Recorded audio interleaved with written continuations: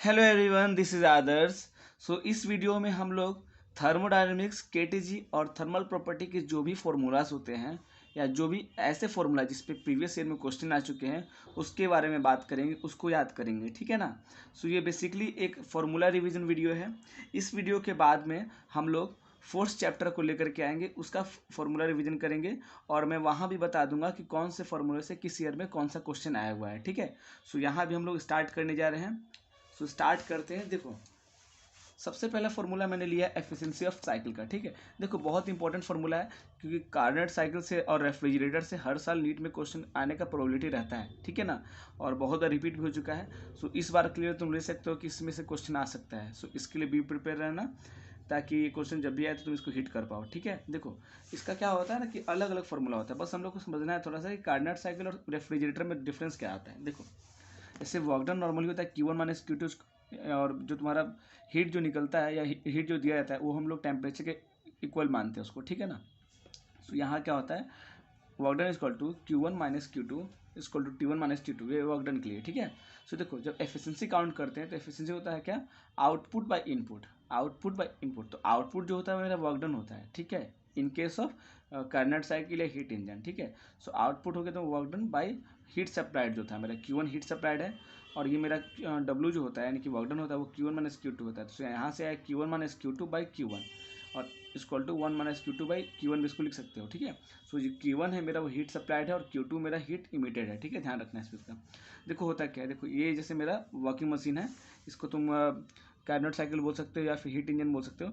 इसमें क्या करता है, अगर हम लोग इससे अगर वर्क करवाना है, ठीक है ना, इसमें देखो इससे क्या होता है कि जब हम लोग हीट सप्लाइड करेंगे सोर्स टेम्परेचर से, देखो कभी भी सोर्स टेम्परेचर नॉर्मली हाई होता है, याद रखना। जहाँ हाई टेम्परेचर मिलेगा वो तुमको सोर्स होगा, और जहाँ लो टेम्परेचर मिलेगा वो तुमको सिंक होता है। अभी तक जो भी क्वेश्चन आया हुआ इसी पैटर्न पे आया हुआ है। यहाँ देखो, सोर्स टेम्परेचर से हम लोग को हीट प्रोवाइड करेंगे उसको, नहीं तो टेम्परेचर प्रोवाइड करेंगे। फिर ये क्या करता है ना कि वो हीट इजेक्ट भी करता है कुछ, और कुछ से क्या करवाता है वो वर्क डन करवा लेता है। ठीक है ना। मान के चलो कि अगर हम उसको 100 जूल का अगर उसको एनर्जी प्रोवाइड किए, हीट प्रोवाइड किए, तो वो क्या करेगा कि उसमें से 90 जूल को यूज करके उसको वर्क डन करवा देगा और 10 जूल को इमिट कर देगा। तो वही होता है कि Q2 जो होता है वो हीट इमिटेड होता है, और वर्क डन मेरा हो गया 90 जूल से, जो मैंने एग्जाम्पल बताया। सेम खेल होता है तुम्हारे टेम्परेचर के साथ में। ठीक है ना। अब यहाँ देखो कार्नट साइकिल का, यहाँ मैंने लिखा है Q2 by Q1 equal to T2 by T1। ठीक है। यहाँ मैंने बताया जो, और फॉर्मूला तुम्हारा वही लगेगा जो यहाँ लग रहा था। नॉर्मल हीट इंजन हो चाहे कार्नट इंजन, सबके लिए सेम होगा। ठीक है ना। अब देखो इसमें क्वेश्चन कब आया, 2018 में भी क्वेश्चन आ चुका है, 2007 में आ चुका है, 2000 में, 2006 में, 2002 में और 1995 में। इवन और भी क्वेश्चन आए, मैंने मेंशन नहीं किया उसको। ठीक है ना। लेकिन इतने बार क्वेश्चन लगातार आए हुए हैं, और भी बार क्वेश्चन आए हुए हैं। ठीक है ना। रेफ्रिजरेटर में देखो क्या होता है कि अब जैसे कि हम लोग यहाँ क्या कर रहे थे कि सोर्स टेम्परेचर दे रहे थे, हीट दे रहे थे तुमको यहाँ पे मशीन को, और वो वर्क डन कर रहा था। अब हम लोग को क्या करना पड़ेगा कि रेफ्रिजरेटर को हम लोग को अब वर्क डन उस पर करना पड़ेगा ताकि वो वर्क करे। समझ रहे बात को। हम लोग को बाहर से वर्क डन करना पड़ेगा उस मशीन पे। जैसे कि जो हमारा रेफ्रिजरेटर होता है, जो फ्रिज होता है घर में, उसको देखोगे तो हम लोग हीट सप्लाइड करते हैं, जो खाना अंदर रखा रहता है, ठीक है ना, उसको डिग्रेड होने से बचाने के लिए हम लोग क्या करते हैं, उसको हीट प्रोवाइड करते हैं। और वो इस हीट को प्रोवाइड करते क्या करता है वो कि कूलिंग इफेक्ट लगाता है, जिससे कि हमारा खाना ठंडा रहता है। ठीक है ना, बचा रहता है। उसके लिए क्या करना पड़ता है, हम लोग को पहले से हीट देना पड़ता है, उसको वर्क डन करना पड़ता है उस रेफ्रिजरेटर में। ठीक है ना। ये क्या देखो क्या होता है कि यहाँ से हम वर्क डन करते हैं इस सब्सटेंस पे यानी मशीन पे। ठीक है ना। जो सिंक टेम्परेचर यहाँ पे चेंज हो जाएगा, वहाँ पे देखो Q2 से प्रोवाइड करेंगे हम लोग। देख रहे हो सिंक टेम्परेचर जो है वो Q2 प्रोवाइड कर रहे हैं, और यहाँ Q1 निकल जाएगा मेरा सोर्स टेम्परेचर की तरफ T1। ठीक है, ध्यान रखना इस चीज़ को। यहाँ पे जो कोफिशिएंट ऑफ परफॉर्मेंस का जो फॉर्मूला होता है वो होता है तुमको beta equal to Q2 by W, यानी Q2 by Q1 minus Q2, Q2 by Q1 minus Q2, और Q1 की जगह T1 और Q2 की जगह T2 लिख सकते हैं। ठीक है। ये देखो क्वेश्चन 2015 में, 2016 में, 2017 में, अब 15 में लगातार आया है। देख रहे हो ऐसे आया क्वेश्चन। इस चीज़ का ध्यान रखना तुम लोग। देखो इस क्वेश्चन पे नीट में आया हुआ है क्वेश्चन। ठीक है ना। जहाँ पे क्या कहता है कि दे दिया था तुम्हारा वर्क डन बाई हीट दे दिया था रेशियो में 2018 में, और क्वेश्चन पूछा हुआ था। अब इसको भी तुम बना सकते हैं, फॉर्मूला लगा के लेंदी हो जाएगा। मैं इसको डायरेक्ट ऐसे बनाता हूँ, 1 - 1 बाई गामा करोगे आंसर तुम्हारा डायरेक्ट आ जाएगा। ठीक है, ध्यान रखना है, ये ट्रिक बहुत इंपॉर्टेंट है। और ये भी अगर पूछ सकता है कि इंटरनल एनर्जी बाई हीट ही पूछ सकता है क्वेश्चन में। उसके लिए 1 बाई गामा करोगे तो डायरेक्ट आंसर आ जाएगा। ठीक है, सेम पैटर्न पे दोनों है। वर्क डन के लिए हम लोग क्या लिखते हैं, देखो पहले ये देख लो, ये हमारा सेकेंड लॉ है ना। इसमें क्या हो जाता है कि Q = U + W होता है। ठीक है, ध्यान है। देख ही रहे हो, यहाँ पे लिखा है Q equal to U plus W, ठीक है। अपना ये फर्स्ट लॉ चल रहा है, और सर मैंने पहले सेकेंड लॉ बोल दिया था, सॉरी उसके लिए, ये फर्स्ट लॉ है, ठीक है। So Q equal to U plus W, यहाँ पे हीट है, ये इंटरनल एनर्जी और ये वर्क डन है, और ये वर्क डन जो होता है मेरा वो होता है P डेल V होता है, या फिर इंटीग्रेशन P dV होता है, ठीक है। और यहाँ पे जो डेल्टा V है वॉल्यूम मेरा, वो V2 माइनस V1 कर सकते हो उसको तुम, और यहाँ पे जो डेल्टा U है मेरा वो चेंज इन इंटरनल एनर्जी है, और वो बराबर होता है NCV डेल्टा टी का, ठीक है। इससे क्वेश्चन 2010 में है, इससे 2009 क्वेश्चन आया हुआ है। साइक्लिक प्रोसेस में क्या होता है कि मेरा जो U होता है वो जीरो हो जाता है, और जब U जीरो हो जाएगा तो Q plus you plus W करोगे तो U खत्म, तो Q इक्वल टू डब्ल्यू हो जाएगा, ये हो जाएगा। और एडियाबैटिक प्रोसेस में क्या होता है कि Q जीरो हो जाता है, ठीक है, हीट जीरो हो जाता है। देखो साइन कन्वेंशन बहुत ज़्यादा इंपॉर्टेंट है, तो साइन कन्वेंशन का मैंने यहाँ लिख दिया है, पढ़ लो एक बार, ठीक है। देखो कभी भी जब सिस्टम हीट गेन करता है ना तो पॉजिटिव होता है, और जब हीट लॉस करेगा तो निगेटिव हो जाएगा। और कभी भी अगर इंटरनल एनर्जी बढ़ता है तो टेम्परेचर बढ़ता है, तो टेम्परेचर जब भी बढ़ेगा तो पॉजिटिव होगा वो साइन कन्वेंशन, ठीक है। और जब भी टेम्परेचर डिक्रीज करेगा, इंटरनल एनर्जी डिक्रीज करेगा तो वो निगेटिव हो जाता है। Work done by the system क्या होता है हमेशा रखना कि कभी भी जब सिस्टम वर्क करता है ना तो वो पॉजिटिव लेता है, ठीक है, और जब सिस्टम पे वर्क किया था तो निगेटिव हो जाता है, ठीक है। अब हम लोग पढ़ रहे हैं बल्क मॉड्यूलस के बारे में। बल्क मॉड्यूलस गैसेस देखो तो इसका फॉर्मूला होता है B equal to delta P by delta V, और ऊपर चला जाता है तुम्हारा वी, ठीक है ना, ये वी होता है ऊपर, इसको ऐसे लिख सकते हो delta P into V by delta V, ठीक है, इसको ऐसे भी लिख सकते हो। आइसोथर्मल बल्क मॉड्यूलस में क्या होता है, देखो यहाँ पे लिखा है minus we delta P by delta V, ठीक है, और ये कांस्टेंट हो जाता है, टी कांस्टेंट की कंडीशन में है ये। और एडियाबैटिक में क्या होता है कि फॉर्मूला बस यही रहता है, बस यहाँ गामा लग जाएगा, ठीक है, बस गामा लग जाएगा यहाँ पे। सो जो एडियाबैटिक होता है ना, adiabatic bulk model of elasticity, वो गामा टाइम ज़्यादा होता है तो आइसोथर्मल के रिस्पेक्ट में, ठीक है, इस चीज़ को ध्यान रखना। अब आते हैं हम लोग नेक्स्ट, देखो P इक्वल टू NRT सबसे कॉमन फार्मूला, सबको पता होगा। सो इसको मतलब थोड़ा मॉडिफाई करके डेंसिटी पूछ लेता है या मास पूछ लेता है। इससे क्वेश्चन 2016 में आया हुआ, density equal to PM by RT या mass equal to DRT by P, D density है, ठीक है। और ये क्या है कि प्रेशर का फॉर्मूला होता है P इक्वल टू 2/3E, और E जो होता है मेरा टोटल काइनेटिक एनर्जी होता है, सॉरी ट्रांसलेशनल काइनेटिक एनर्जी होता है। 1991 में क्वेश्चन आया हुआ है ये। वर्क डन जो भी होता है ना, वर्क डन वो कभी भी तुमको थर्मोडायनेमिक फंक्शन नहीं होता है, रखना, work done is not thermodynamical function. और ये क्वेश्चन जो है इंटरप्रिटेशन होता है ये तुमको प्रेशर का, ठीक है, ये वाला फॉर्मूला जो है वो इंटरप्रिटेशन है तुमको प्रेशर का। सो इसका फॉर्मूला होता है P इक्वल टू 1/3 M/V/RMS का होल स्क्वायर, ठीक है ना। सो ये क्या होता है, ये देखो N जो होता है कैपिटल N वो नंबर ऑफ मॉलिक्यूल्स के लिए है, और जो M है स्मॉल m यहाँ पे वो मास ऑफ मॉलिक्यूल के लिए। नीट 2013 में क्वेश्चन आ चुका है। Delta U equal to NR delta T by gamma minus 1, ये फॉर्मूला याद रखना। क्रिटिकल टेम्परेचर के लिए फॉर्मूला होता है 80/27 RB। इंटरनल एनर्जी के लिए तुमको डेल्टा यू होता है NF/RT/2, और F जो होता है डिग्री ऑफ फ्रीडम के लिए होता है।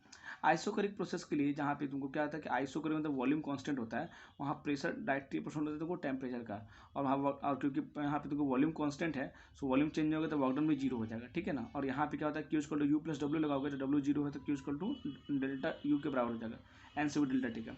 और आइसोबारिक प्रोसेस में क्या होता है कि प्रेशर तुमको कांस्टेंट होता है, सो वॉल्यूम वहाँ डायरेक्टली प्रोपोर्शनल टी का होता है, और यहाँ पे जो Q होगा वो NCV डेल्टा टी के बराबर होगा, और डेल्टा यू बराबर NCV डेल्टा टी होता है।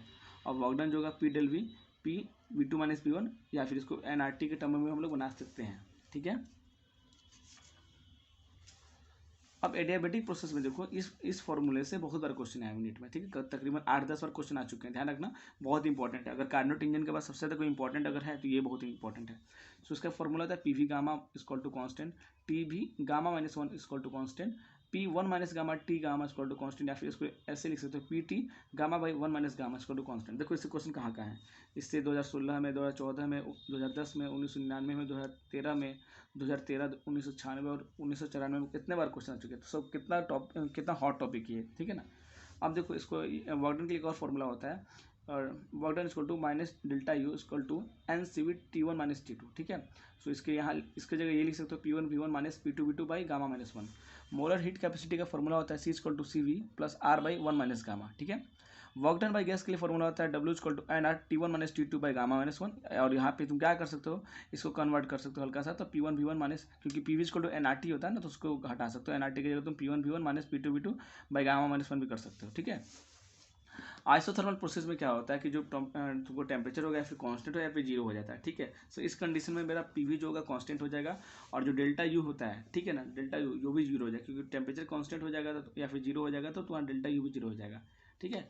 आइसोथर्मल कंप्रेशन जो होता है ना वो रिवर्सिबल होता है और उसका एग्जाम्पल तो होता है तुमको कार्नट इंजन और हीट इंजन, ये प्रीवियस ईयर में क्वेश्चन आ चुका है, ठीक है।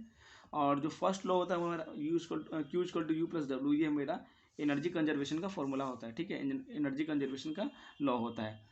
अब यहाँ लिखा है for ideal diatomic gas degree of freedom equal to 7, ठीक है, याद रखना आइडल डायटोमिक गैस जहाँ होगा वो वहाँ डिग्री ऑफ फ्रीडम 7 होता है। नीट 2019 में क्वेश्चन आ चुका है ये। Q equal to U plus W बहुत बार हम लोग पढ़ चुके हैं already. Q equal to W equal to N R T L N V two by P one equal to N R T L N P one by P two, इसको याद रखना, ये इंपॉर्टेंट हो सकता है बाद में, ठीक है। देखो इस चैप्टर में किसी भी फॉर्मूला को तुम छोड़ नहीं सकते हो, तो ध्यान रखना हर एक फॉर्मूला को वन बाई वन करना, क्योंकि कितने बार क्वेश्चन डायरेक्ट तुम्हारे फॉर्मूले से आ जाते हैं, ठीक है ना, या फॉर्मूला ही पूछ लेता है। सो ये देखो यहाँ पे क्या P V equal to 1/3 mn V R M S का स्क्वायर, यहाँ पे m तुम्हारा मास ऑफ मॉलिक्यूल था और कैपिटल N जो था वो नंबर ऑफ मॉलिक्यूल होता है, ठीक है ना। So P V equal to N R T हम लोग जानते हैं, और r जो होता है हमारा, ठीक है ना, यूनिवर्सल गैस कांस्टेंट, उसके लिए हम एन ए इंटू के लिख सकते हैं, ठीक है ना। So P equal to N R T by V, और यहाँ पे मैंने जैसे बताया r की जगह n इंटू एन ए लिख सकते हैं। यहाँ पे r जो था, ठीक है ना, उसके लिए एन ए के लिख दिया हमने, एन एन रह गया, r की जगह एन ए के लिख दिया हमने, टी बाई वी, और यहाँ पे कैपिटल एन बाई वी होगा क्योंकि एन इंटू एन होता है तो एन के बराबर होता है बाई वी, इसको और एन बाई वी इंटू के टी हो गया, ठीक है। डाल्टन्स लॉ में क्या होता है, जो टोटल प्रेशर होता है ना वो सम ऑफ पार्शियल प्रेशर के बराबर होता है। So P equal to P1 plus P2 plus P3, ठीक है। बॉयल्स लॉ, देखो बॉयल्स लॉ में क्या होता है, टेम्परेचर कांस्टेंट, चार्ल्स लॉ में तुमको प्रेशर कांस्टेंट, गेल-लुसाक में तुमको कांस्टेंट मतलब होता है वॉल्यूम, ठीक है। सो बॉयल्स लॉ में वॉल्यूम जो होगा वी इनवर्स प्रोपोर्शनल होगा तुमको पी का, चार्ल्स लॉ में वॉल्यूम डायरेक्टली प्रोपोर्शनल टी का होगा, गेल-लुसाक में तुमको प्रेशर डायरेक्टली प्रोपोर्शनल टी का होगा। एवोगाड्रो लॉ में क्या होता है ना कि पी वी टी अगर सेम होता है अगर, तो क्या कि नंबर ऑफ मॉलिक्यूल जो बराबर हो जाते हैं, N1 इक्वल टू N2 हो जाता है। और ग्राहम्स लॉ में क्या होता है कि तुमको जो कांस्टेंट प्रेशर और टेम्परेचर पे क्या होता है कि रेट ऑफ डिफ्यूजन जो होता है वो इनवर्सली प्रोपोर्शनल होता है अंडर रूट डेंसिटी का, ठीक है। वंडरवॉल इक्वेशन के बारे में हम लोग पढ़ लेते हैं। P equal to N square by V square, V minus N B equal to N R T, और जो यहाँ पे ए और बी होता है वो ना नेचर ऑफ गैस पे बस डिपेंड करेगा, और ये वंडरवॉल कांस्टेंट होता है, ध्यान रखना इस चीज़ को। क्रिटिकल टेम्परेचर की बात करोगे तो देखो वो ऐसा मैक्सिमम टेम्परेचर जिसके बिलो हम लोग किसी को भी लिक्विफाई कर सकते हैं, ठीक है ना, किसी भी गैस को लिक्विफाई कर सकते हैं, वो होता है क्रिटिकल टेम्परेचर, और इसका फॉर्मूला होता है 8A/27 RB। क्रिटिकल प्रेशर होता है तुमको A/27 B स्क्वायर, और अगर तुम्हारा क्वेश्चन में अगर बोलता है कि रियल गैस के लिए अगर बोल देगा, जैसे यहाँ पे क्रिटिकल प्रेशर है, क्रिटिकल वॉल्यूम है, ठीक है ना, और यहाँ पे तुमको दे देगा इसके टर्म में पूछने के लिए, तो यहाँ पे इसका आंसर होता है P V by R T C equal 3/8 होता है, ठीक है। वी आर मास की बात करेंगे तो under root 3 RT by molecular mass हो जाए, ठीक है, मोलिकुलर वेट लिखा है यहाँ पे, और अगर मास के टर्म में दे देगा तो 3 kT बाई एम करेंगे हम लोग, और मोस्ट प्रोबेबल स्पीड अगर रहेगा तो 2 RT बाई एम डब्ल्यू यानी कि मोलिकुलर वेट, और अगर मास के टर्म में रहेगा तो under root 2 kT by M हो जाएगा स्मॉल एम मास, और एवरेज अगर पूछ देगा तो under root 8 RT by pi M molecular weight equal to 8 kT by pi M, ये हो जाता है, ठीक है। ये ध्यान रखना, ये सब चीज़ बहुत इंपॉर्टेंट है। अब इसी में क्या होता है ना, एक क्वेश्चन पूछ देता है तुमसे कि अरेंज करने के लिए ऑर्डर दे देगा कि आर में ज़्यादा होता है कि मोस्ट प्रोबेबल एवरेज, ठीक है। सो इसका एक ट्रिक याद रखना, RAM, ठीक है, सबसे ज़्यादा तुमको आर वाला होगा कि RMS, फिर ए वाला यानी कि एवरेज, फिर एम से मोस्ट प्रोबेबल, ये होता है इसका सीक्वेंस होता है, ठीक है। अब देखो डिग्री ऑफ फ्रीडम का बात करते हैं, तो डिग्री ऑफ फ्रीडम जो होता है मोनोएटॉमिक का 3 होता है, डायटोमिक का 5 होता है, हाई टेम्परेचर में डायटोमिक का 7 हो जाता है। सो मोनोएटॉमिक जब 3 होता है तो ओनली ट्रांसलेशनल होता है, डायटोमिक जो 5 होता है उसमें 3 ट्रांसलेशनल प्लस 2 रोटेशनल होता है, और यहाँ हाई टेम्परेचर पे जब होगा तो तुमको 3 translational plus 2 rotational plus 2 vibrational होता है, और जो 2 वाइब्रेशनल होता है उसमें से एक तुमको काइनेटिक एनर्जी के लिए होता है और एक पोटेंशियल एनर्जी के लिए होता है। और जो काइनेटिक एनर्जी, ये फॉर्मूला बहुत इंपॉर्टेंट है, kinetic energy associated with each degree of freedom, each degree of freedom के लिए, ठीक है ना, हाफ kT होता है, ठीक है, आइडल गैस के टर्म में हाफ kT होता है। और वही अगर बोलेगा कि translational kinetic energy of a mole तो 3/2 RT, और average kinetic energy of a particle having F degree of freedom तो वहाँ पर होता है F/2 kT, ठीक है, याद रखना है चीज़। और अगर पूछ देगा translational kinetic energy of molecule तो वो होता है 3/2 kT, ठीक है। Internal energy of an ideal gas होता है F/2 nRT, ठीक है, ये बहुत इंपॉर्टेंट है, याद रखना इसको अच्छे से। C P equal to C V plus R, ये मेयर्स इक्वेशन होता है। Gamma equal to C P by C V होता है, C V equal to F by two R होता है। और यहाँ पे अगर आर कर दोगे यहाँ के फॉर्मूला से तो सी पी निकल जाएगा, ठीक है। So gamma equal to 1 + 2 by F, इससे डायरेक्ट क्वेश्चन तो आ चुका है, डायरेक्ट फॉर्मूला पूछ दिया था ये वाला, ठीक है ना। सी वी अगर मिक्स में होगा, मिक्स अगर फॉर्म में होगा तो N1 C V one plus N2 C V two by N1 plus N2। अगर सी पी होगा तो N1 C P one plus N2 C P two by N1 plus N2। Monoatomic के लिए देखो यहाँ प्रॉपर्टी जो लिखा हुआ है, मोनोटोमिक के लिए डिग्री ऑफ फ्रीडम 3 होगा, सी पी 5/2 होगा, सी वी 3/2 होगा, गामा का वैल्यू 5/3 होगा। डायटोमिक के लिए डिग्री ऑफ फ्रीडम 3 + 2 यानी कि 3 ट्रांसलेशनल 2 रोटेशनल होता है, तो टोटल 5। और यहाँ पे क्या होगा, सी पी तुमको 7/2 होगा, सी वी तुम्हारा 5/2 होगा, गामा इक्वल टू 7 यानी कि 1.4 होगा। ट्राइएटोमिक अगर लीनियर हुआ तो ठीक है, अगर लीनियर CO2 जैसा हुआ तो सो यही भी तुमको डिग्री ऑफ फ्रीडम 5 होगा और जस्ट बिहेव करेगा डायटोमिक के जैसा। लेकिन अगर ट्राइएटोमिक अगर हुआ और नॉन लीनियर हुआ, जैसे कि अमोनिया या फिर पॉलीटोमिक हुआ, सो वहाँ पे डिग्री ऑफ फ्रीडम वेरी करेगा, वहाँ पे डिग्री ऑफ फ्रीडम 6 हो जाएगा, सी पी 4R हो जाएगा, सी वी 3R हो जाएगा और गामा का वैल्यू 4/3 1.33 हो जाएगा, ध्यान रखना। मीन फ्री पाथ से क्वेश्चन बहुत बड़ा है, 2014 में 2020 में आगे भी आ सकता है। So lambda M equal to 1/√2 pi N D का स्क्वायर होता है, ठीक है। जहाँ पे जो स्मॉल एन लिखा है मैंने वो मॉलिकुलर डेंसिटी है, यानी कि कैपिटल एन बाई वॉल्यूम है, और जो स्मॉल डी लिखा है मैंने वो डायमीटर है मॉलिक्यूल का, ठीक है। गामा मिक्स अगर कर देगा क्वेश्चन में तो वहाँ पे CP mix by CV mix करना होगा, तो N1 CP1 plus N2 CP2 और जहाँ तक जाए bye N1 CP1 plus N2 CP2, ठीक है। अब ये क्वेश्चन है जो डिग्री सेल्सियस दे देगा, फ़ारेनहाइट दे देगा, एक दूसरे को कन्वर्जन का क्वेश्चन है, बहुत इंपॉर्टेंट है। C/100 equal to F minus 32/180 equal to K minus 273/100 equal to X minus lower fixed value by upper fixed value minus lower fixed value, याद रखना इसको, ठीक है। Delta C/100 equal to delta F by 180 by delta K by 100 equal to delta X by upper fix point minus lower fix point, ठीक है। और simple pendulum के लिए फॉर्मूला होता है T इक्वल टू 2π√L/G, और यहाँ से फॉर्मूला आता है delta T by T equal to half delta L/R। और क्वेश्चन अगर पूछ देता है कि फ्रैक्शनल चेंज कितना होगा टाइम पीरियड में, तो वो होता है delta T by T equal to half alpha delta theta, ठीक है। Alpha equal to beta equal to gamma का जो वैल्यू आता है 1:2:3 के रेशियो में आता है। अल्फा तुमको होता है coefficient of linear expansion, beta होता है कोफिशिएंट ऑफ एरिया एक्सपेंशन और गामा होता है coefficient of volume expansion. So alpha equal to beta by 2, alpha equal to gamma by 3 और गामा इक्वल टू 3/2 बीटा, ये फॉर्मूला याद रखना।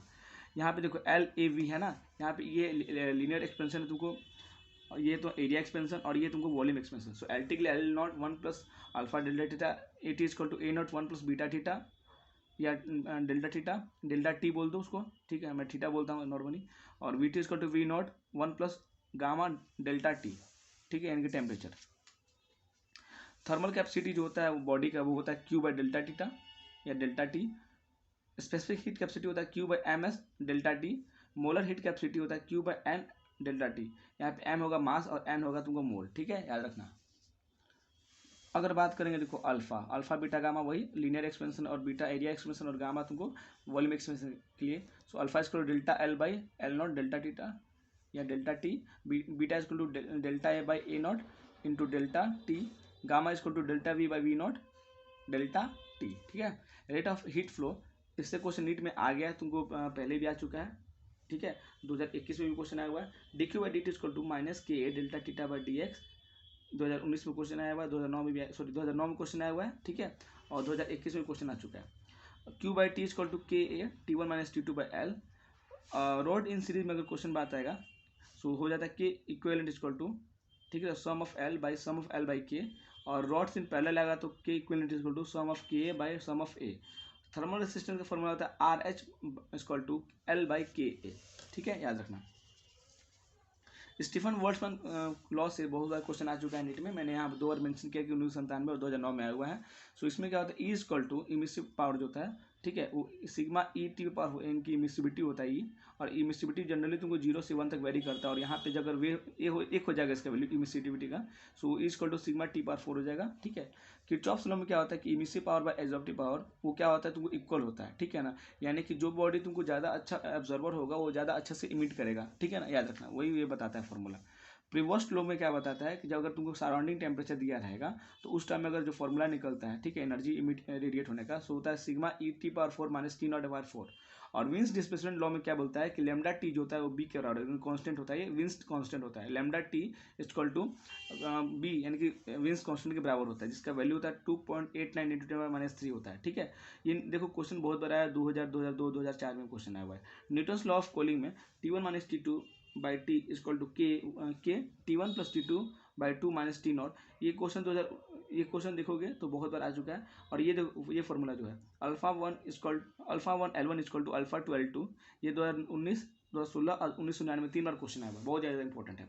सोलर कांस्टेंट का बात करो तो क्या होता है, देखो S equal to power radiate जो होता है, पावर इन एरिया, वो ये फॉर्मूला होता है, ठीक है। सो यहाँ पे ये फॉर्मूला निकल के सिग्मा RS⁴ बाई R, यानी कि RS जो है वो रेडियस ऑफ सन है और ये स्मॉल r है तो एवरेज डिस्टेंस है बिटवीन सन एंड अर्थ, ठीक है। अब आगे देखते हैं। देखो जब भी बॉईल करोगे ना, तुम बॉईल करोगे हीट वाटर को, तो वहाँ पे स्पेसिफिक हीट जो होता है वाटर का वो इनफाइनाइट हो जाता है। और heat gain equal to heat loss होता है इन केस ऑफ कैलोरीमेट्री। यहाँ से फॉर्मूला तुमको निकलता है M1C1 T1 - Tmix equal to M2C2 Tmix - T2। और Tmix जो होता है अगर डायरेक्ट तुम फॉर्मूला निकालोगे, ठीक है ना, इक्विलिब्रियम पे, सो M1C1 T1 plus M2C2 T2 by M1C1 plus M2C2, ये फॉर्मूला लगाओगे तो डायरेक्ट तुम्हारा Tmix निकल जाएगा अगर क्वेश्चन में पूछता है तो। मर्करी का जो थर्मामीटर होता है वो -30 से लेकर के 360 डिग्री सेल्सियस तक वो मेजरमेंट कर सकता है। और जो थर्मल कैपेसिटी होता है तुमको उसका फॉर्मूला MS होता है। ये क्वेश्चन 1992 में और ये क्वेश्चन 1990 में आ गया है। और VRMS का एक और फॉर्मूला होता है √V1² plus V2² plus V3² by N. ऐसे करोगे तो डायरेक्ट तुम्हारा निकल जाएगा फॉर्मूला अगर क्वेश्चन में बहुत ज़्यादा तुमको अगर स्पीड दिया रहेगा पार्टिकल्स का, ठीक है। So thank you so much. इस तरह से हम लोग कंप्लीट कर चुके हैं अपना ये क्वेश्चन का जो हमारा सिलसिला है जारी रहेगा आगे भी, ठीक है ना। इस तरह से हमने फॉर्मूला रिवीजन कर लिया अभी, बाकी आगे के लेक्चर्स में देखते हैं हमें क्या क्या करना है। Thank you so much. Please subscribe करके लाइक करना और शेयर जरूर करना। Thank you.